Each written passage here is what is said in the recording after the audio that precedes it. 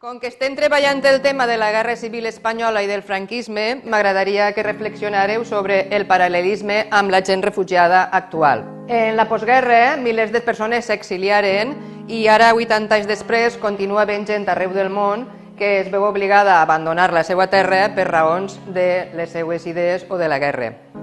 Ara llegirem una carta d'un republicà valencià exiliat a França que li va escriure a la seva parella. Comencem, Aitana. Estimada Encarna, no hi ha cap dia que no et recorde i enyore. Hem creuat la frontera després de moltes penalitats i ara ens han ubicat en un camp d'acollida.